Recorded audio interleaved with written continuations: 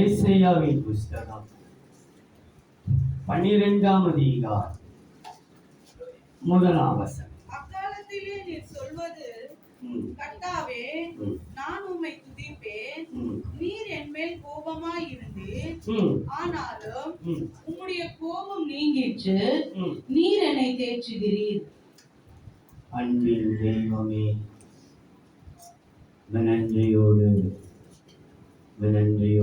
சோதரிக்கிறோம். கர்த்தாவே, நான் உம்மை துதிப்பேன். நீ என்மேல் கோபமாயிருந்து, ஆகிலும் உடைய கோபம் நீங்கிற்று. என்னை நீ தேற்றுகிறீர். அன்றி காயப்படுத்தினாலும் காயங்கட்டுகிறது, அடித்தாலும் எங்களை அணைக்கிறது தான். அன்றே நாங்கள் சிறுமைப்படும் போது எங்களுக்கு பாதுகாட்டுகிறீர்களா?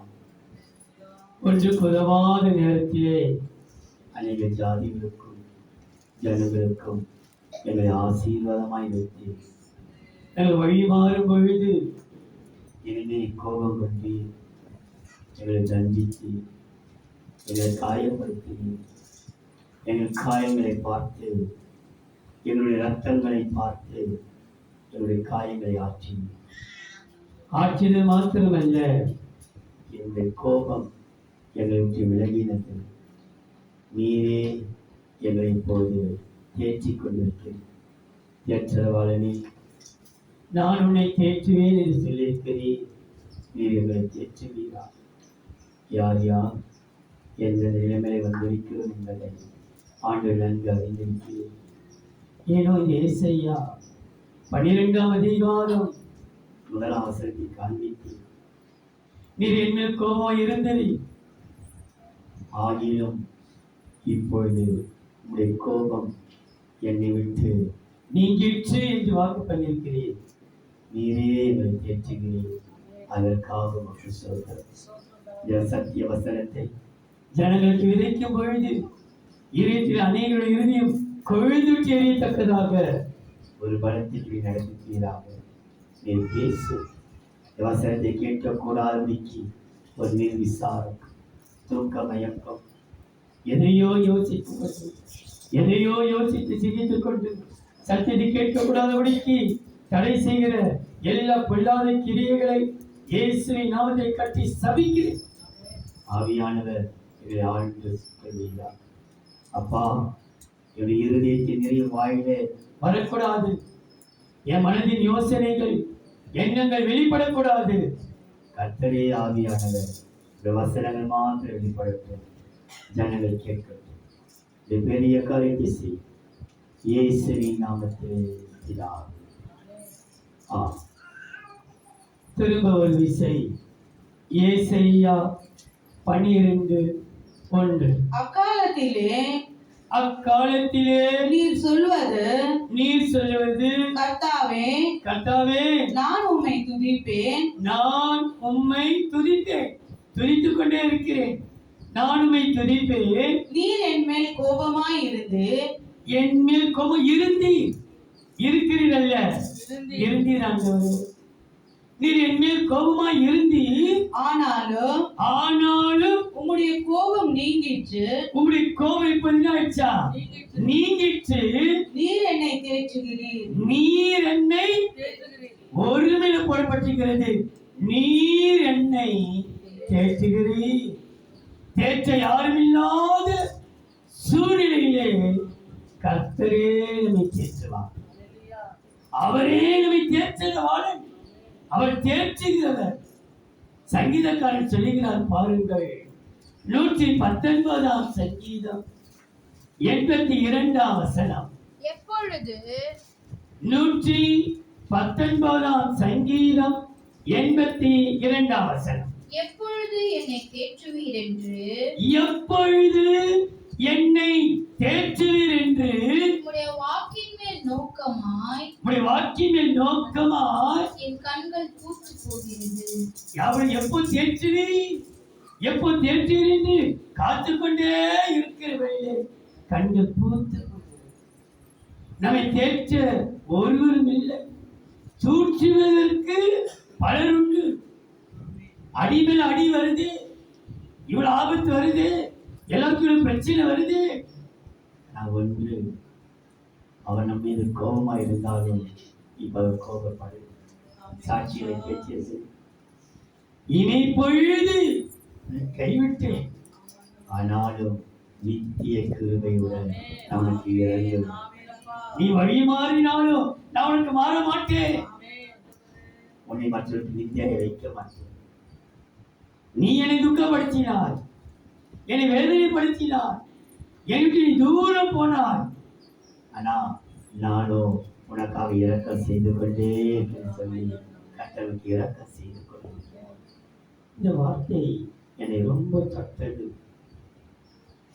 நீர் என்னை தேற்றுகிறீர். எப்படி பண்ண வசனம்? நீர் என்னை தேற்றுவீர் அல்ல, தேற்றுவார் அல்ல. இன்றைக்கு ஒவ்வொரு நாளும் நீ தேற்றிக் கொண்டே. நீ கோபம் கொஞ்சம் உண்மைதான். முக்கிரமா பாவம் செய்தோம், துணிகரமாய் நடந்தோம், தூரமாய் போனோம், மறுதளித்தோம், விரக்தி அடைந்தோம். ஆனால் ஒன்று, தேவ பிள்ளைகளே, உபத்திரத்தின் வழியால் தேவன் தெரிந்து கொண்டார். ஒரு கால் செய்தியிலையும் ஒரு கால் ஆட்சியிலும் சொல்வார்கள், அல்லது எப்படி வாழலாம் என்கிற கூட்டத்தார் வாழ்ந்துகிறார்கள். எதையும் சார்ந்து இதுதான் நமக்கு வாழ்க்கை என்று கர்த்தரையே முன்வைத்து வாழும்போது பல இன்னல்கள், போராட்டங்கள், சோதனைகள், சோதனைக்காரன் சோதிக்க அனுமதியும் பல்வேறு சோதனை. இந்த சோதனை முடிச்சு இனி இந்த சோதனைக்கு வழி தெரிஞ்ச புதுவிதமா ஒரு போராட்டம், புதிய சோதனை, பிரச்சனை மேல பிரச்சனை. ஆனா யாருக்கும் தெரியாது.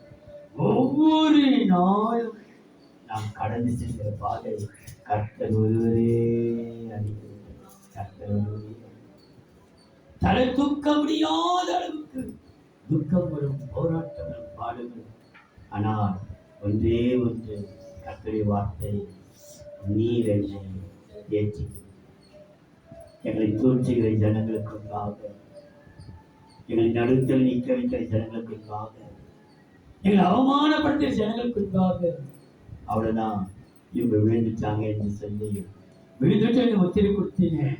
ஜாதிகளுக்காக ஆண்டவரே நீரை தேற்றி கொண்டிருக்கிறீர்கள். நீங்கள் தேற்றுகிறீர்கள். இன்றைக்கும் அவனை தேற்றி கொண்டிருக்கிறான். ஒரு தாய் தேற்றுவது போல நான் உங்களை தேற்றி கொண்டிருக்கிறார். ஆனால் யோசித்து பார்த்தேன், எப்படி தேவன் நம்மை தேற்றினார்.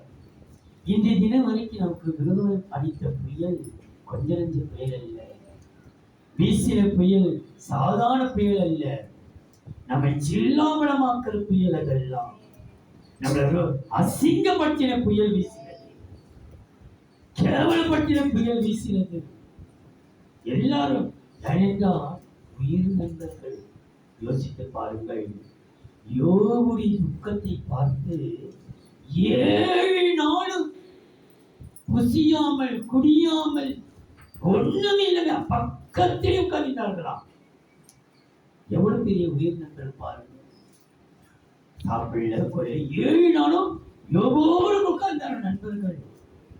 ஆனால் நாட்கள் கடந்த உடனே அந்த நண்பர்களே யோசிக்கார்கள், இவன் ஏதோ பாவம் செய்திருக்கலாம், ஏதோ கர்த்தகமா செய்துட்டு இருக்கலாம, இது உண்மைதான் என்று அவர்களும் தூற்ற ஆரம்பித்து அவனை குத்தி கீழ்க்க ஆரம்பித்தார்கள். அவன் சொல்றான், என் சிநேகிதனாலே என் கண்ணிலிருந்து தண்ணீர் தாரை தாரையாய் வருகிறது. அப்போ சிநேகிதர் கூட உயிருக்குள்ள நேசித்தவர் கூட புரிந்து கொள்ளவில்லை. ஆனால் வசனம் சொல்கிறது, கர்த்தாவே நீர் என்னை தேற்றுகிறீர். அவர் எப்படி தேற்றினார், எப்படி தேற்றி கொண்டிருக்கிறார் என்று நம்ம பார்க்கும் பொழுது நீங்க பாருங்கள். முதலாவது தேவன் எதை கொண்டு தேற்றினார் என்றால் அவருடைய வசனத்தினால்தான். அவர் வசனமாக இல்லாவிட்டால் நம்ம துக்கத்தில் மூழ்கி, அவருடைய வசனம் நம்மை தேற்றி. யோபின் புஸ்தகம் 21ஆம் அதிகாரம் 2ஆம் வசனம். யோபு 21ஆம் அதிகாரம் 2ஆம் வசனம். என் வசனத்தை கவனமாய் கேளுங்கள். இது நீங்கள் என்னை தேர்ந்தெடுப்பு பண்ணது போல் இருக்கும். என் வசனத்தை யோபு 21:2 திரும்ப வாசிக்கிறேன். என் வசனத்தை கவனமாய் கேளுங்கள். என் வசனத்தை கவனமாய் கேளுங்கள். இது நீங்கள் என்னை தேர்ந்தெடுப்பு பண்ணது போல் இருக்கும். என்னை தேற்றி அரவணைக்கிறது போல, தேற்றரவு தேற்றி அரவணைக்கிறது போல் இருக்கிறதுக்கு காரணம் என்னுடைய வசனம். கர்த்தருடைய வசனம் தான் நம்மை இதுவரைக்கும் தேற்றி அரவணைத்துக் கொண்டது. அவருடைய வசனம் மாத்திரம் இல்லாவிட்டால் துக்கத்திலே மூழ்கி போயிருப்போம். ஜனங்கள் பேசின பேச்சுக்கு, நம்மை நிந்தித்த நிந்தைக்கு, அவமானப்படுத்தின அவமானத்திற்கெல்லாம் நம்ம என்றைக்கோ மூழ்கி போயிருப்போம். ஆனால் அவருடைய வசனம் என்னை தேற்றி அரவணை. இந்த வசனத்தை குறித்து வசனம் சொல்கிறது பாருங்கள். 2 சாமுவேல் 23ஆம் அதிகாரம் 2ஆம் வசனம். 2 சாமுவேல் 23:2. கர்த்தருடைய ஆவியானவர் என்னை கொண்டு பேசினார். அவருடைய வசனம் என்னுடைய நாவில் இருந்தது. என் நாவில் என்ன இருந்ததா? கர்த்தருடைய வசனம். கர்த்தர் என்னை கொண்டு பேசினார். நீ நடக்காதே, இது நடந்துவிடு, இப்படி போகாதே, இதை செய். கர்த்தர் என்னை கொண்டு பேசினார். ஆவியானவர் பேசினார். என் நாவில் அவருடைய வசனம்.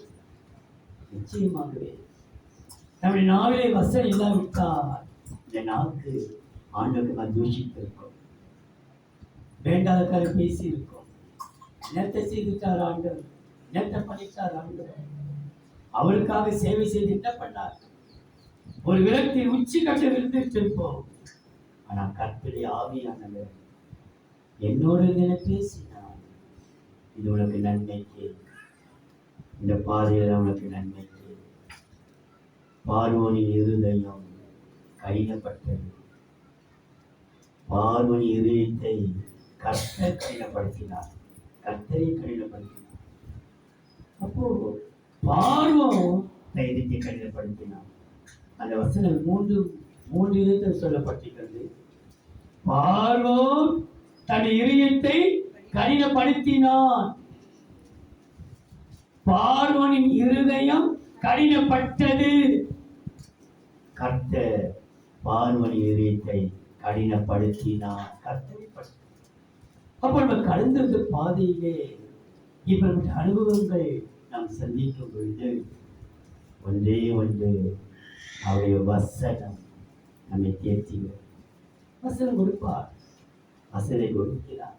நான் தான் கடினப்படுத்துகிறேன், நான் தான் இந்த பாதை அனுமதிக்கிறேன், நான் தான் இதை செய்கிறேன், நான் தான் இதை அனுமதிச்சிருக்கிறேன்.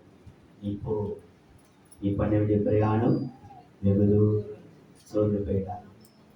அப்போ அவருடைய வசனம் நம் நாவில் இருந்த வசனம் நமக்காக செய்கிறதை பாருங்கள். 119ஆம் சங்கீதம் 9ஆம் வசனம். வாலிபன் தன் வழியை எதினால் சுத்தம் பண்ணுவான், உமது வசனத்தின்படி தன்னை காத்துக் கொள்கிறவன் தானே. உடைய வசனம் என்னை சுத்தம் பண்ணும். வாலிபன் எதினால் தன்னை சுத்தம் பண்ணுவான் என்றால் இந்த வசனம் தான். எங்களால் சுத்தமாக்க முடியாது, சுத்தமாய் நடக்க முடியாது. எங்களை சுத்தமாய் நடத்துவதற்கு காரணம் இந்த வசனம். இந்த வசனம் நம்மை சுத்தப்படுத்துகிறது மாத்திரமல்ல, 119 சங்கீதம் 65 வசனம். கர்த்தாவே ம், உமது வசனத்தின்படி ம். உமது அடியனை நன்றாய் நடத்தினீர். உம்முடைய வசனம் என்னை நன்றாய் நடத்துகிறது. உம்முடைய வசனம் தான்பா என்னை சுத்தமாக்குறது. உம்முடைய வசனம் தான் என்னை நடத்தி கொண்டிருக்கிறது. இந்த நடத்துகிறது மாத்திரமல்ல, 119 சங்கீதம் 74 வசனம். நான் உம்முடைய வசனத்திற்கு காத்திருக்கிறபடியால் ம், உமக்கு பயந்தவர்கள் ம். என்னை கண்டு ம். சந்தோஷப்படுவார்கள். நான் உம்முடைய வசனத்தை காத்து கொண்டபடியால் உமக்கு பயப்படுகிறவர்கள் என்னை கண்டு என்னை கண்டு சந்தோஷப்படுவார்கள். வெறுக்க மாட்டார்களா? உமக்கு பயப்படுறது நம்மை பார்த்து வெறுக்க மாட்டார்களாம். எப்படி பாருங்களாம்? நம்மை பார்த்து சந்தோஷப்படுவார்களாம். அந்த வசனம் கிரியை செய்கிறது. உமக்கு பயப்படுகிறவர்கள், அவள் எனக்கு பயப்படல, மனிதனுக்கு பயப்படல, யாருக்கு பயப்படலாம்? கர்த்தருக்கு பயந்தவர்கள் என்னை பார்க்கும் பொழுது, உன்னை பார்க்கும் பொழுது சந்தோஷப்படுவதை தவிர அவள் கோபப்பட மாட்டார்கள். அவங்க யார் தெரியுமா? கர்த்தருக்கு பயந்தவர். சங்கீதக்காரன் சொல்கிறார், உம்முடைய வசனத்தை நான் காத்து கொண்டபடியினாலே உமக்கு பயப்படுகிறவர்கள் என்னை பார்க்கும்போது சந்தோஷப்படுவார்கள். அப்ப அந்த வசனம் தான் நம்மளை பார்க்கும் சில பேர் வெறுக்கலாம், நம்மளை விரோதிக்கலாம், நம்மளை அருவருக்கலாம். ஆனா ஒன்றை அறிந்து கொள், அவர்கள் தேவனுடைய பிள்ளைகளாக இருந்தால் நம்மளை வெறுக்க மாட்டார்கள். கர்த்தருக்கு பயந்தவர்களாக இருந்தால் நம்மளை வெறுக்க மாட்டார்கள். நம்மை பார்க்க எப்படி அவர்களா சந்தோஷப்படுவார்கள் என்றால் அவருடைய வசனம் நம்மை நாமே இருக்கிறது. அவருடைய வசனம் சொல்கிறது. 119 சங்கீதம் 74. நான் உம்முடைய வசனத்திற்கு காத்திருக்கிறபடியால் ம், உமக்கு பயந்தவர்கள் ம். என்னை கண்டு சந்தோஷப்படுவார்கள். 119 சங்கீதம் 105 உம்முடைய வசனம் என் கால்களுக்கு தீபமும் உம்முடைய வசனம் என் கால்களுக்கு தீபம். தீபம் பா. என் கால்களுக்கு, என் கால்களுக்கு. நான் எங்கேயோ போக இருந்தேன், எதையோ பார்க்க இருந்தேன், யாரையோ நாடி போக இருந்தேன், எங்கேயோ போயிருந்தேன் என் கால்கள்.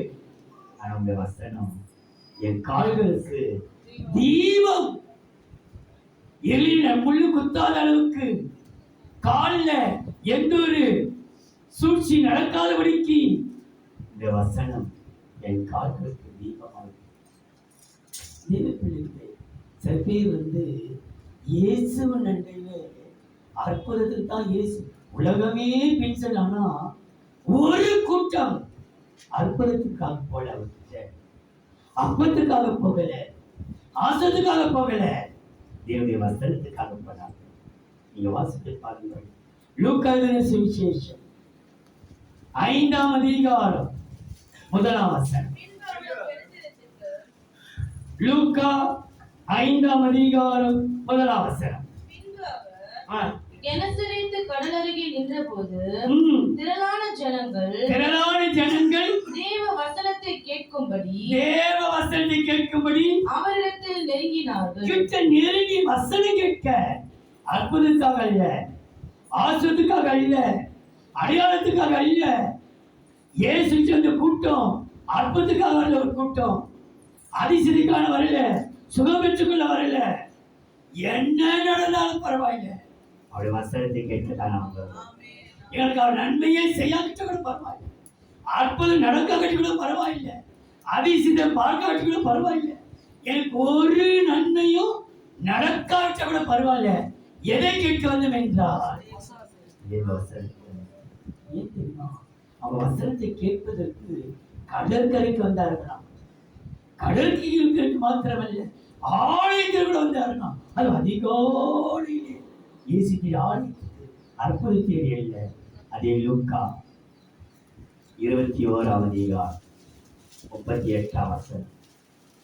ஆகையால் ஜனங்கள் ஜனங்கள் எல்லாரும் அவருடைய உபதேசத்தை கேட்கும்படி லூக்கா 21ஆம் அதிகாரம் 38ஆம் வசனம். ஜனங்கள் எல்லாரும் ம். அவருடைய உபதேசத்தை கேட்கும்படி உபதேச வசனத்தை கேட்கும்படி அதிகாலமே தேவாலயத்தில் அவரிடத்துக்கு வருவார்கள். எவ்வளவு காலம் வருவாரா? அதிகாரம் அதிகாலையிலே தேவாலயத்துக்கு அவரிடத்தில் வருவார்கள். நீ யாருக்காக போற ஆலயத்துக்கு? யாருக்காக? கர்த்தருக்காக, இயேசுக்காக, இயேசுவின் வசனத்திற்காக, இயேசுவின் உபதேசத்துக்காக. நீ மற்ற யாருக்கு வர வேண்டிய அவசியம் இல்லை, கர்த்தருக்காக. உனக்கு ஒரு அற்புதம் நடக்கல, எனக்கு என்ன நன்மை செய்தால் நான் வரணும்? உனக்கு இது வரைக்கும் ஒரு நன்மை செய்யல, ஆனா நீ வசனத்துக்காக வந்துப்பா, தேவனுடைய உபதேசத்துக்கு தேடி வந்துப்பா. அந்த வசனமே உனக்கு ஏற்றவர்கள் இருக்கிறது. நீர் என்னை தேற்றி, கர்த்தாவே நான் உம்மை துதிப்பேன், நீர் என்னை தேற்றி. எப்படி தேற்றுகிறேன்? வசனத்தினாலே தேற்றி. இரண்டாம் எரேமியாவின் புஸ்தகம் 31ஆம் அதிகாரம் 13ஆம் வசனம். எரேமியா 31ஆம் அதிகாரம் 13ஆம் வசனம். ம். ம். ம். ம். ஆனந்த களிப்பாய் மகிழ்வார்கள். ஆனந்த களிப்பாய் வாலிபர்கள், கன்னியர்கள், முதியோர்கள், வாலிபர் எல்லாரும் ஆனந்த களிப்பாய் மகிழ்வார்கள்.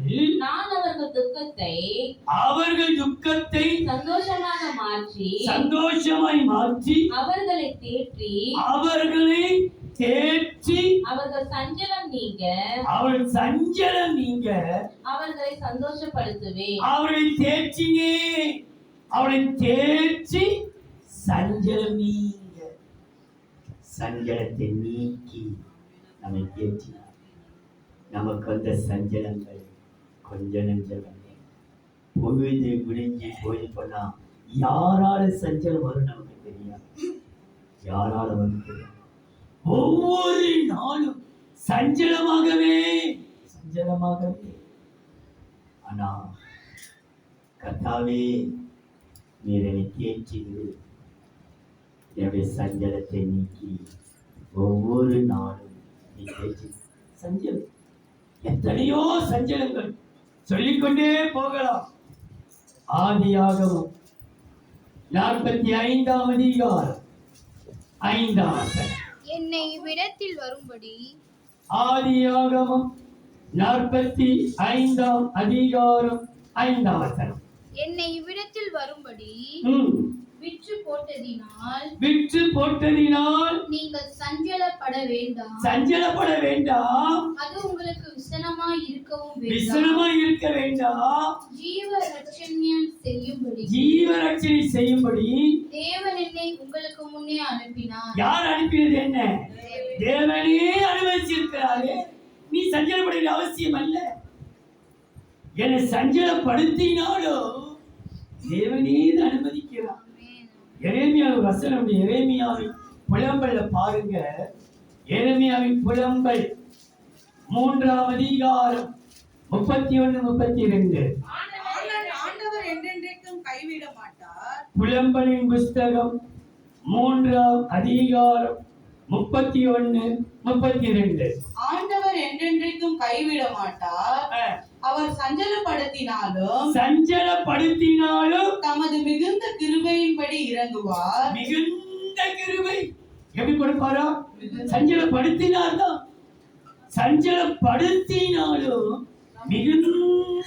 தமது மிகுந்த கிருபை. ஆண்டவர் என்றென்றைக்கும் கைவிடவே மாட்டார். சஞ்சலத்தை கண்டு கலங்கார்.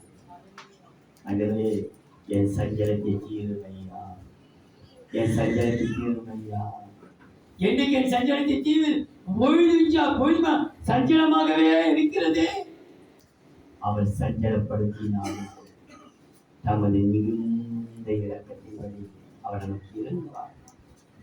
ஏனென்றால் வசனம் சொல்கிறது, சஞ்சலமும் தவிப்பும் ஓடி போகும், நித்திய மகிழ்ச்சி தலைவே. சஞ்சலமும் தவிப்பும். ஓ, இன்னைக்கு தெய்வ பிள்ளைகள் சில வேளையிலே சில பேர் நம் மூலமாக எத்தனையோ பெரிய இதயங்கள் காயப்பட்டிருக்கலாம், உடைக்கப்பட்டிருக்கலாம், இருதயம் சுக்குநூறாக இருக்கலாம். ஆனா சில வேளையில் கர்த்தர் சஞ்சலப்படுத்த மாட்டார். கர்த்தர் சஞ்சலப்படுத்தாத மத்தியிலே மனிதர்கள் சஞ்சலப்படுத்துவார்கள். ஆனா அதை கண்டு நம்ம சோர்ந்து போக வேண்டிய அவசியமே இல்லை. என்றால் ஒரு வசனம் அழகா எஸ்ஐக்கில போடப்பட்டிருப்பார்கள்.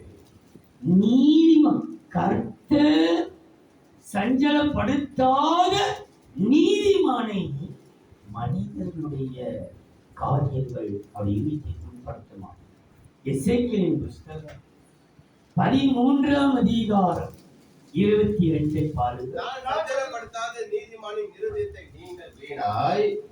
எசேக்கியேல் 13ஆம் அதிகாரம் 22 வாசகம். நான் சஞ்சலப்படுத்தாத நீதிமானின் இருதயத்தை நீங்கள் வீணாய் முடிய பண்ணினபடினாலும்.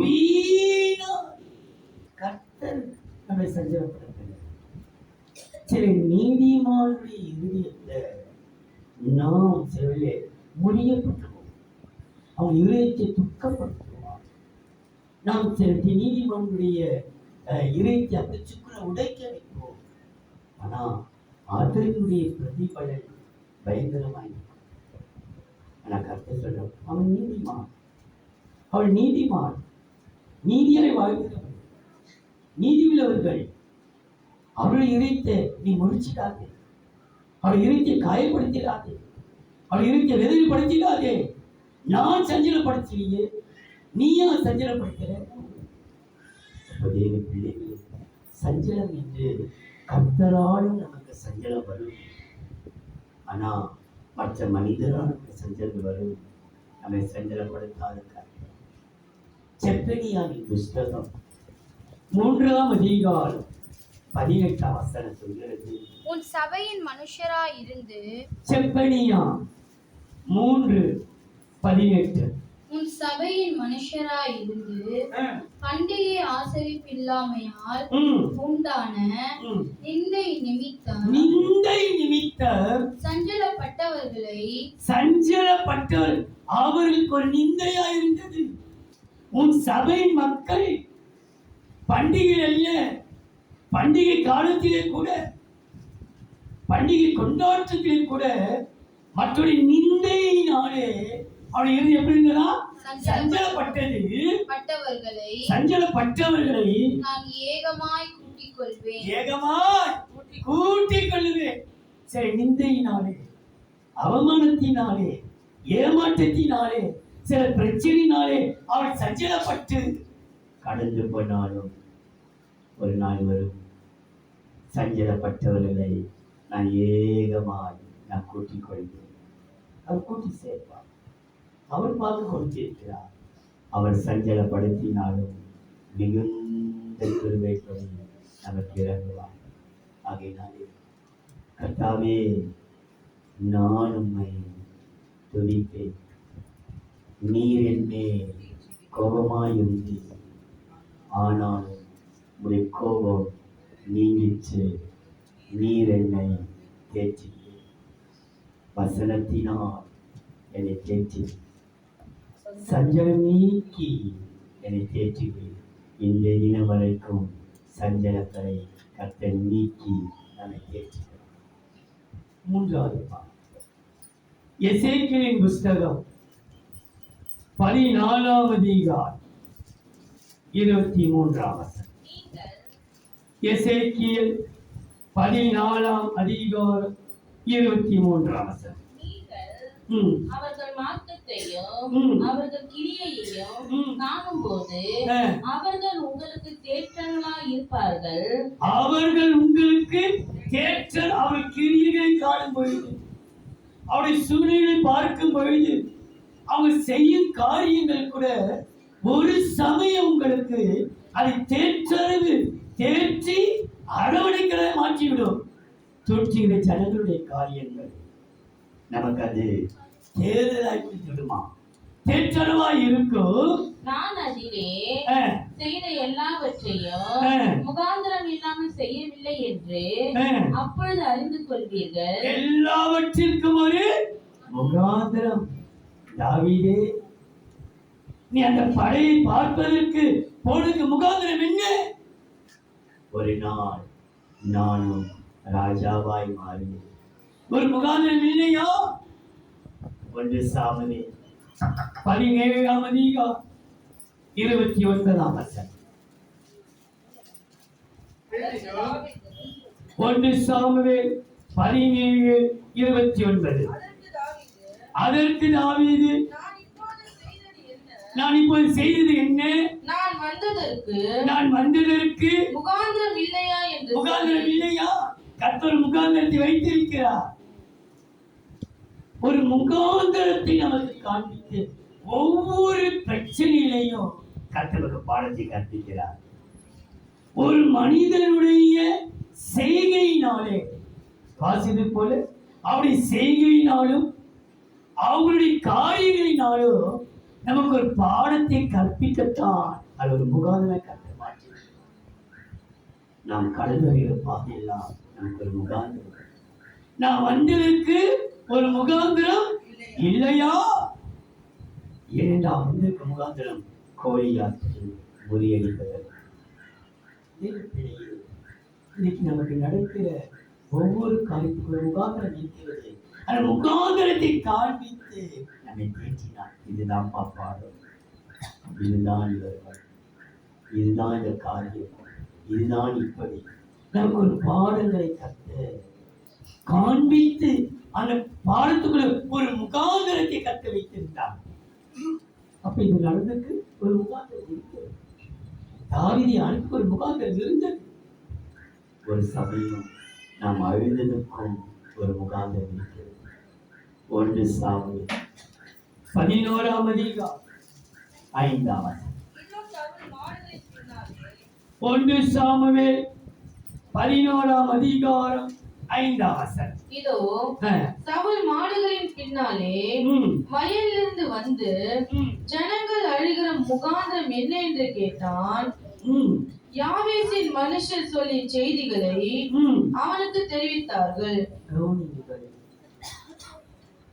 அழுகிறதுக்கு முகாந்திரம் என்ன? நம்ம அழுகைக்கு ஒரு முகாந்திரம் இருக்கிறது. நம்ம அழுகிற அழுகைக்கெல்லாம் ஒரு முகாந்திரம் இருக்கிறது. நீ நினைக்கிற நான் அழுகிறேனே, நான் என்னை அழுவிக்கிறாரே, ஜனங்களை அழுவிக்கிறார்களே, இதற்கு எல்லாவற்றுக்கும் ஒரு முகாந்திரம் இருக்கிறது. மறந்துடாத, இன்னைக்கு அழ வைக்கலாம். அதே குற்றம் ஒரு நாள் உன்னை காணல கழிப்பாய் மாற்றி வைப்பாங்க. உன்னை அழ வைக்கிறவள் தான் இன்னைக்கு உன்னை வேதனைப்படுத்தலாம், உன்னை அழ வைக்கலாம். அந்த அழ வைக்கிற கூட்டத்தையே உனக்கு ஆறுதலாய் கட்ட மாற்றி விடுவாங்க. ஏன் தெரியுமா? நான் அழுகிறதற்கு ஒரு முகாந்திரத்தை கட்ட அனுமதிச்சிருக்கிறான். அப்ப அழுகிறதற்கு ஒரு முகாந்திரத்தை கட்ட ஏற்படுத்தி வச்சிருக்கிறான். நீ சொல்லுப்படாது. என் ஜனங்கள் அழுகையோடு விண்ணப்பத்தோடு என்னிடத்திலே வருவார்கள், நான் அவர்களை வழி நடத்தி. நீ அழுது கொண்டிருக்கிறேன். உன் அழுகைக்கு ஒரு முகாந்திரம் மறந்துடாத. இந்த அழுகைக்கு பிற்பாடு ஒரு பாடம் உனக்கு கற்று சொல்லிக் கொடுத்திருப்பார். இந்த பிரச்சனைக்கு பிற்பாடு ஒரு பாடம் உனக்கு கற்றுக் கொடுத்திருப்பார். அது முகாந்திரம் இல்லாமல் இருக்காது. கர்த்தாவே, நான் உன்னை துதிப்பேன். நீர் என்னை தேய்ச்சினேன். ஒவ்வொரு நாள் தேய்ச்சினேன். வசனத்தை கொடுத்து தேய்ச்சினேன். சஞ்சலை நீக்கி தேய்ச்சினேன். முகாந்திரத்தை காண்பித்து என்னை தேய்ச்சி. சகேரியாவின் புஸ்தகம் 1ஆம் அதிகாரம் 17ஆம் வசனம். இன்னும் என் பட்டணம் சகேரியா 1ஆம் அதிகாரம் 17ஆம் வசனத்தை வாசித்த பிற்பாடு 16ஆம் வசனத்தை வாசிக்கிறார். இன்னும் என் பட்டணங்கள் நன்மையினால் பரம்பி இருக்கு.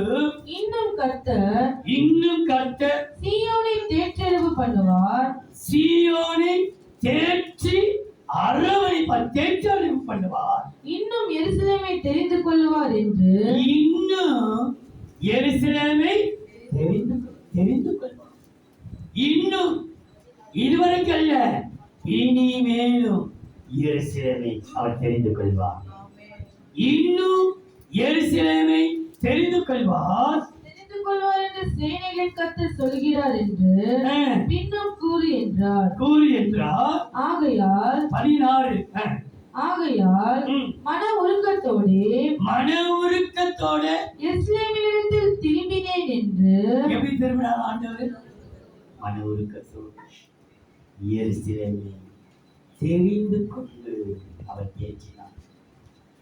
திரும்பவும் எருசலேமிலே சாதாரண திரும்பினார். அவரு எப்படி திரும்பினாராம்? திரும்பவும் எருசலேமிலே மன உருக்கத்தோட திரும்பினேன் சொல்லுகிறார். என் ஆலயம் அதிலே கட்டப்படும், எருசலேமின் மேல் அரவல் நூல் பிரிக்கப்படும் என்று சேனைகளின் கர்த்தர் சொல்லுகிறார் என்று கூறு என்றார். அப்போ கர்த்தர் மன உருக்கத்தோடு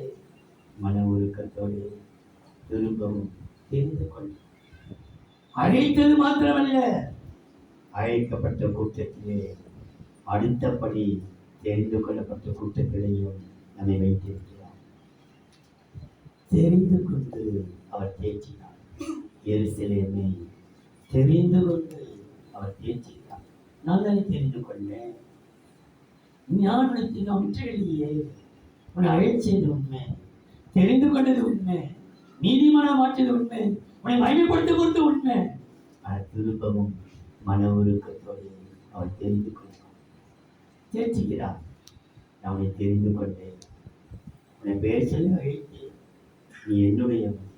இந்த எருசலேமை குறித்து சகேரியா 8ஆம் அதிகாரம் 3ஆம் வசனம். நான் சீயோனிடத்தில் திரும்பி சகேரியா 8ஆம் அதிகாரம் 3ஆம் வசனம். நான் சீயோனிடத்தில் திரும்பி எருசலேமின் நடுவில் வாசம் பண்ணுவேன். எருசலேமின் நடுவில் வாசம். சகேரியா 8ஆம் அதிகாரம் 3ஆம் வசனம், 7ஆம் வசனம், 8ஆம் வசனம். நான் சீயோனிடத்தில் திரும்பி எருசலேமின் நடுவில் வாசம் பண்ணுவேன். எருசலேமின் நடுவில் வாசம் பண்ணுவேன். எருசலேம் சத்திய நகரம், எருசலேம் சத்திய நகரம் என்றும், சத்திய நகரம் என்றும், சேனைகளுடைய கர்த்தரின் பர்வதம் என்றும், பரிசுத்த பர்வதம் என்றும் அழைக்கப்படும் என்று கர்த்தர் சொல்லுகிறார். இதோ 7ஆம் வசனம் 8ஆம் வசனம். இதோ கிழக்கு தேசத்திலும் தெற்கு தேசத்திலும் இருந்து என் ஜனங்களை நான் ரட்சித்து அவர்களை அழைத்துக் கொண்டு வருவேன். அவர்கள் எருசலேம் நடுவிலே குடியிருப்பார்கள். அவர்கள் எனக்கு உண்மையும் நீதியுமான ஜனமாய் இருப்பார்கள். நான் அவர்களுக்கு தேவனாய் இருப்பேன் என்று சேனைகள் கர்த்தர் சொல்கிறார். அந்த ஜனத்தை நான் கொண்டு வருவேன். திரும்பவும் கிழக்கிலிருந்தும் மேற்கிலிருந்தும் தெற்கிலிருந்தும் வடக்கில் கர்த்தர் கொண்டு வருவாராம். ஆனா கொண்டு வர ஜனங்கள் இப்படி அப்படி இருக்காதா? எப்படி இருக்குமா? உண்மையும் நீதியும் பரிசுத்தமும் உண்மையான எனக்கு குடியிருக்க செய்து அவர்களுக்கு நான் தேவனாயிருப்பேன் என்று செய்வேன் கர்த்தர் சொல்றார். எருசலேமிலே நீங்கள் தேற்றப்படுவீர்கள். தாய் தேற்றுவது போல நான் உங்களை தேற்றுவேன். நீங்கள் எருசலேமிலே தேற்றப்படுவீர்கள். கர்த்தரே அப்ப அவர் தெரிந்து கொண்டு அவர் தேற்றுகிறார். கடைசியா யோவான் சுவிசேஷம் 14ஆம் அதிகாரம் 26ஆம் வசனம். யோவான் 14ஆம் அதிகாரம் 26ஆம் வசனம் 16ஆம் வசனம். பிதா அனுப்ப போகிற பரிசுத்த ஆவியாகிய தேற்றரவாளனே எல்லாவற்றையும் உங்களுக்கு போதித்து நான் உங்களுக்கு சொன்ன எல்லாவற்றையும் உங்களுக்கு நினைப்பூட்டுவார். தேற்றரவாளன் எப்படி தேற்றலாம்? நினைப்பூட்டுவார், ஞாபகப்படுத்துகிறார். இதை செய், இதை மறந்துட்டியா, இப்படி பண்ணிட்டியா, நினைப்பூட்டுகிறார். நினைப்பூட்டி நான் மறந்ததெல்லாம் மறந்த காரியத்தை எல்லாம் நினைப்பூட்டி தேர்ச்சுகிறார். தேர்ச்சலமான எனக்கு நினைப்பூட்டி என்னை தேர்ச்சுகிறார். ஒவ்வொரு நாள் மறந்ததெல்லாம் மறந்துச்சு. அப்ப கர்த்தரே சிலரை மறக்க வைக்கிறார், சிலரை நினைப்பூட்டுகிறார். மறக்க வேண்டியதை மறக்க வைக்க அவரே மறக்க வைக்கிறார். அதில் சில பகை வருகிறது. மறந்ததுனால சில சொல்லி மறந்ததுனால பகைகள் விரோதம். ஆனால் அதுக்கு நான் கவலைப்படவே தெரியுமா? மறக்க செய்தது கர்த்தர்.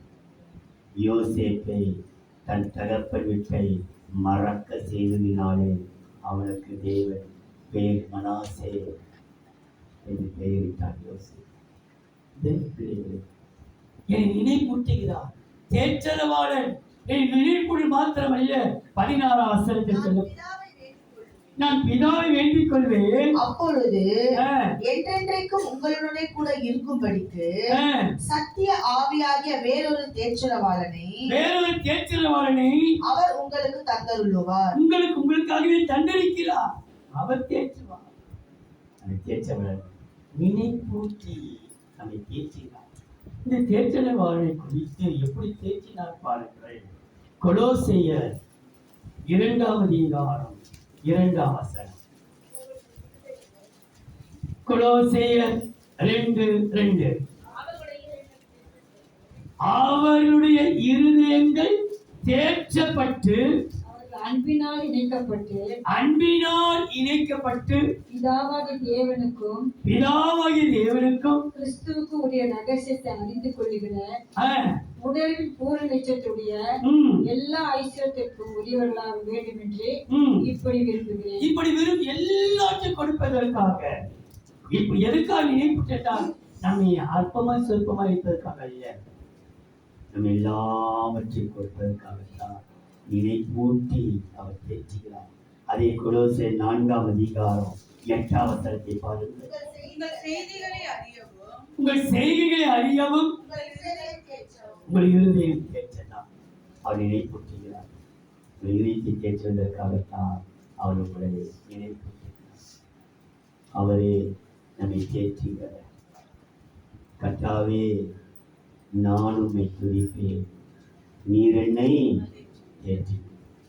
இதுதான் உங்களுக்கு வசனம். கர்த்தாவே, நீர் என்னை தேற்றி. என் மீது கோபம் இருந்தது உண்மைதான், ஆனால் இப்போது இந்த கோபம் நீங்கிச்சு. அதனாலே எழுதி கொள்ளவில்லை என்றால், கர்த்தாவே, நீர் என்னை தேற்றி. வசனத்தினாலே தேற்றுகிறேன், சஞ்சலம் நீக்கி தேற்றுகிறேன், முகாந்திரத்தை காண்பித்து தேற்றுகிறேன், தெரிந்து கொண்டு தேற்றுகிறேன், நினைப்பூட்டி அன்பின் தெய்வம். நன்றியோடு மைசோத்திருக்கிறேன். பிதா, குமாரன், பரிசுத்த ஆவியின் நாமத்தினால் இந்த பிள்ளைகள் நீ தேற்றுவீர் என்று நீ வாக்கு கொடுக்கின்றன. கர்த்தாவே, நீர் என்னை தேற்றி வந்திருக்கிற ஒவ்வொரு பிள்ளைகளையும் ஆட்சி தேற்றி அரவணைத்து அனுப்புகிறார். இந்த நாமத்தை பயன்படுத்திக் கொள்கிறார். இயேசுவின் நாமத்தில் பிதாவே. காலையில் தீனா ஜாஸ்தி